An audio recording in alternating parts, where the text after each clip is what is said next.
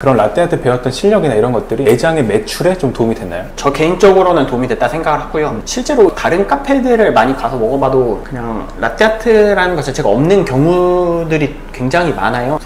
많은 손님들한테 이렇게 라떼아트라는 거를 뭐 정말 고급 스킬을 제가 하지는 못하지만 기본적인 결아트든 뭐 로제타든 이런 거를 뭐 성의 있게 이렇게 만들어서 제공했을 때 손님들의 반응이 굉장히 좋아요. 그런 게 매출로 눈에 보이진 않지만 뭐 재방문으로도 연결이 될 거고요. 마찬가지로 뭐 바이럴 마케팅이 또 될 수도 있고요. 사진도 많이 찍으시고 하니까 그런 부분에서는 보이지 않는 매출의 증가는 저는 되게 크다고 봐요. 뭐 퍼센트로 따지자면 못해도 그래도 한 5%에서 10% 이상은 매출 증가가 있지 않을까 생각을 하거든요. 없는 것보다 있는 게 훨씬 낫고요. 정량적이지 않고 비정량적인 거더라도 확실히 현장에서 직접 일을 해보니까 이런 게 사람들에게 만족감을 주더라. 그래서 그 만족감을 얻고 다시 재방문하더라. 이렇게 연결되는 걸 많이 보셨다는 거죠? 네, 그렇죠. 그리고 어쨌든 요즘은 뭐 음료를 맛으로만 이렇게 보기보다도 음료랑 뭐 디저트 이렇게 같이 해서 사진도 많이 찍고 하니까 그런 부분이 고객의 만족을 충족시켜주는 영향도 있는 것 같아요. 창업하는 분들도 이거 궁금해 하시더라고요. 네. 원두를 납품받아서 쓰는 거랑 아니면 직접 내가 볶아가지고 쓰는 거랑 어떤 거를 조금 더 추천하세요? 그거는 추천을 하기보다는요, 그냥 본인이 생각하는 카페의 컨셉을 먼저 정하는 게 중요한 것 같아요. 저 같은 경우는 음료를 제공하는 것도 좋지만 커피를 맛있게 볶는 것도 좋아하거든요. 로스팅을 잘 해서 그거를 맛있게 내려서 제공하는 게 제가 카페를 창업하고자 하는 뜻이었기 때문에 그런 선택을 했던 것 같고요. 모든 거를 사실 다 하면 좋긴 해요. 매장 규모가 굉장히 커서 그거를 자기가 직접 생산을 해서 소비를 하는 게 효율적이다, 또는 나중에 뭐 납품을 하는 파이프라인을 가져간다, 이런 과정들까지 생각을 했을 때는 로스팅을 직접 하는 거, 그런 거를 조금 더 추천은 하는데요. 사실 그렇지 않다 그러면은 납품을 받는 거를 저는 개인적으로 좀 더 낫다고 생각은 해요. 본인이 조금 힘들더라도 그래도 로스팅을 해서 이렇게 직접 제공하는 그런 매장을 해보고 싶다 그러면은 저는 로스팅을 하는 게 조금 더 좋겠다 생각해요. 정답은 없는 것 같아요. 그러니까 뭐 돈적인 것도 사실 정답도 없는 것 같고요. 본인이 하고 싶은 매장이 어떤 매장이냐, 그게 중요한 것 같습니다.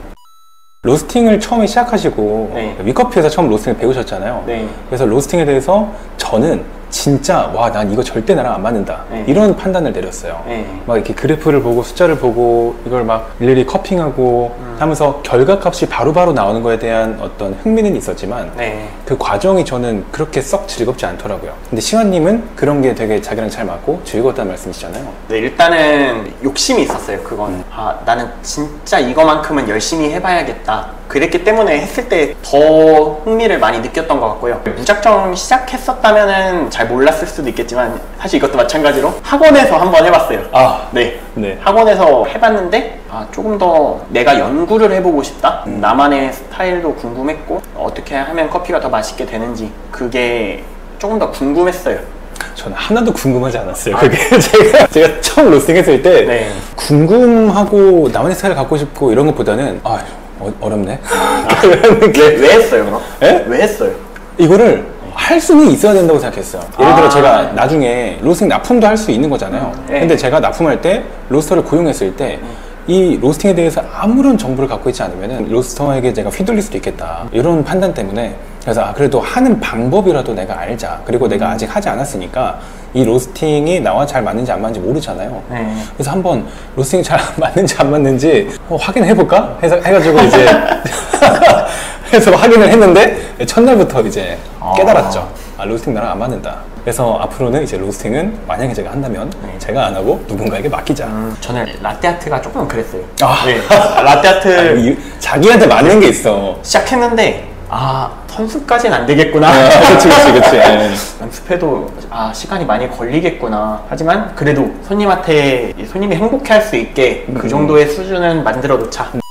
정리를 하자면은 파이프라인을 이제 원두 납품 쪽으로 가져가시거나 아니면은 이제 나만의 어떤 커피 스타일을 만들고 싶은 욕심이 있다 했을 때 로스터리 샵을 차려라. 이렇게 홀도 하고 계시고 납품도 하고 계시고 홀 매출과 납품 매출 중에 좀 어떤 쪽으로 많이 매출이 올라가는 편이에요? 매장 운영한 지 이게 1년 정도 됐는데요. 홀 매출은 사실 뭐 오르락 내리락 해도 그게 행동 안에 있어요. 근데 납품 같은 경우는 이제 물론 사라질 수도 있지만 이제 걔는 약간 누적되는 구조라고도 볼 수 있잖아요.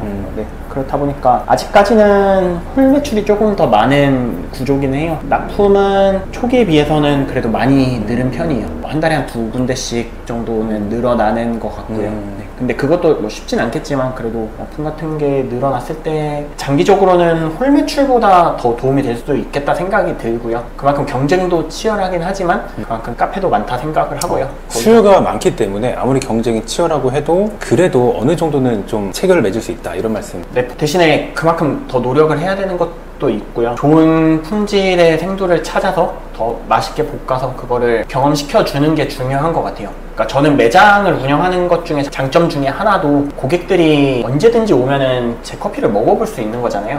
그랬을 때 아, 이 커피가 맛있는데 하면은 언제 그런 또 기회가 찾아올지 몰라요. 언제 납품을 받고 싶다, 언제 먹어보고 싶다 이렇게 그렇겠다. 그런 경우들이 찾아올 수 있으니까 로스터리 카페의 장점 중에 하나라고 또 생각이 들고요. 마냥 납품만 하는 거는 쉽지는 않아요. 홀 영업 또는 뭐 온라인 영업들 이런 것들이 받쳐졌을 때 좀 더 훨씬 시너지가 있는 거고요. 장기적으로는 더 넓혀갈 수 있는 준비도 될 수 있을 것 같고요. 지금 그러면 홀 매출이랑 온라인도 하고 계시다고 들었거든요. 네, 온라인은 어떤 스마트 스토어? 스마트 스토어. 네, 스마트 스토어는 아직 많지는 않지만 그래도 재구매율이 저는 그래도 스마트 스토어에서 굉장히 높은 편이에요. 재구매율이. 네, 그래서 그 부분도 납품처럼 비슷하다 생각이 들고요. 그러니까 고객들, 그러니까 모르는 분들이 많이 사주셨을 때의 그런 반응들을 보면은 만족스러운 느낌도 들고요. 계속 바이럴 또 되잖아요. 또 누구한테 소개받고 이렇게 딱 이런 경우들도 많고요. 근데 아직 마찬가지로 스마트 스토어도 많잖아요, 워낙. 어딘가에는 또 제 원두를 드실 사람이 다 있다고 생각이 들고요. 초반에는 왜 안 팔리지 이런 생각도 많이 했는데 지금은 그것보다는 그냥